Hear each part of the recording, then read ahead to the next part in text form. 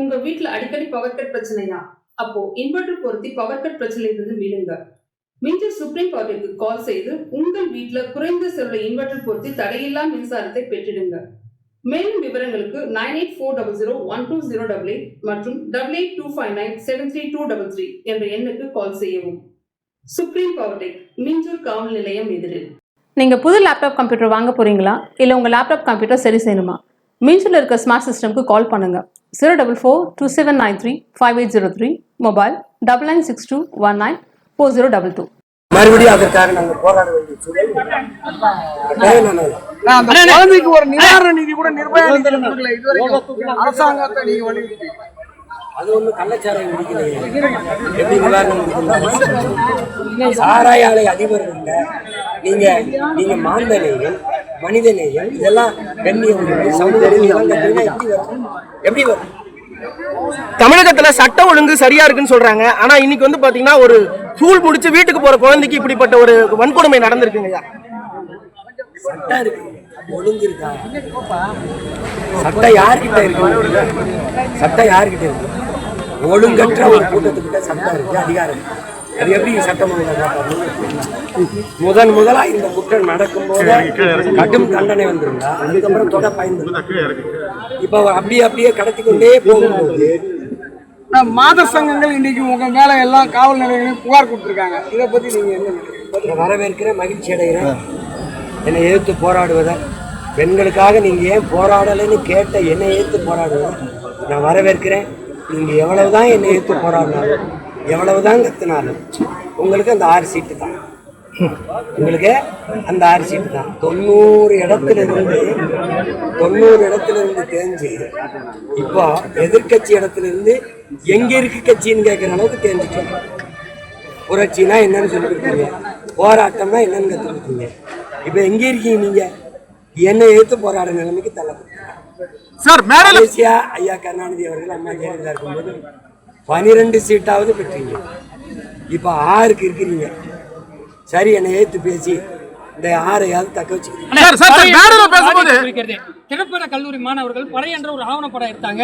அது கல்லூரி வளாகத்தில் இருக்கிற அரங்கத்தில் திரையரத்துக்கு முறைப்படி பர்மிஷனை வாங்கினாங்க. ஆனால் அதோடைய முதல்வர் வந்து தற்போது அந்த படை என்ற சொல்லி தவறான சொல்லுன்றதுக்கு அந்த திரைப்படத்துக்கு திரையிடக்கூடாதுன்னு தடை விதிச்சிருக்காங்க. இது பற்றி உங்க கருத்து? எனக்கு தம்பிகள் வந்து அந்த சமூக நீதி, இந்த சாதிய ஒழிப்பு, தீண்டாமை ஒழிப்பு, முற்போக்கெல்லாம் பேசுகிற இந்த இயக்கங்களினுடைய செயல்பாடுகளை பாருங்கள். அரசினுடைய கீழே இயங்குகிற ஒரு திரைப்பட கல்லூரியில் பறை என்பது தமிழனுடைய தொன்ம கருவி. அது சாதி பறை எல்லாம் ஆதி பறை, எங்களுடைய அடையாளம். அந்த இசைக்கருவியை ஒரு தீண்டத்தகாத கருவி, அதை நிராகரிக்கணும், புறக்கணிக்கணும், ஒரு இழி சொல் என்று கருதுவதை எப்படி ஏற்கிறது? உடனடியாக அந்த முதல்வரை பணி நீக்கம் செய்யணும், இந்த திரைப்படத்தை வெளியிட அனுமதிக்கணும். இல்லைன்னா நாளைக்கு அறிக்கை கொடுத்து கோரிக்கை வைப்பேன். நடக்கலைன்னு வச்சுக்கோங்க, திரைப்பட கல்லூரியை முற்றுகையிட்டு போராடுவேன். நானே கல்லூரியை திறந்து திரையிடுவேன்.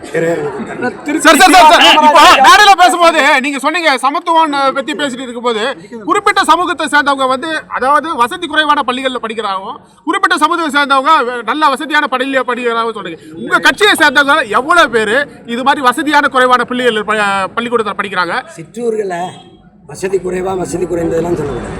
சிற்றூர்களில் கிராமப்புறங்கள் இருக்கிற பள்ளிக்கூடங்கள் கல்வித்தின் தரத்தை நீங்க பார்க்கணும். சமச்சீர் கல்வி என்பது பாட புத்தகத்தில் இருக்கு, பாட திட்டத்தில் இருக்கு, பயிற்றுவிக்கிற கல்வி முறையில் இருக்குதாங்கன்னா இங்கே புரியுதா? உங்க கட்சியில் எத்தனை பேர்? அத்தனை பேர் இல்லை. நாட்டில் என்ன நிலைமைன்னு தான் நீங்க பேசுறீங்க. நீ ஏன் நடந்து போகாம கார்ல போற சீமான்? நீ ஏன் கோமணம் கட்டாம பேண்ட் போடுற? இப்படி கேட்டுக்கிட்டு இருக்க.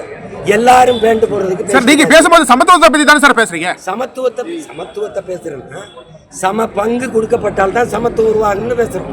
திருச்சி சிவா சமத்துவம் எப்படி வரும்? சமத்துவம் நான் பல ஆயிரம் ஆண்டுகள கல்வி மறுக்கப்பட்ட சமூகத்தில் வந்திருக்கேன். எங்க சிற்றூர்ல அரணியூருங்கிற கிராமத்தில் 5வது பட்டதாரி நான். அப்போ எத்தனை ஆண்டுகளா மறுக்கப்பட்டது? எங்க அப்பாவுக்கு கையெழுத்து போட தெரியும், எங்க அம்மாவுக்கு அதுவும் தெரியாது.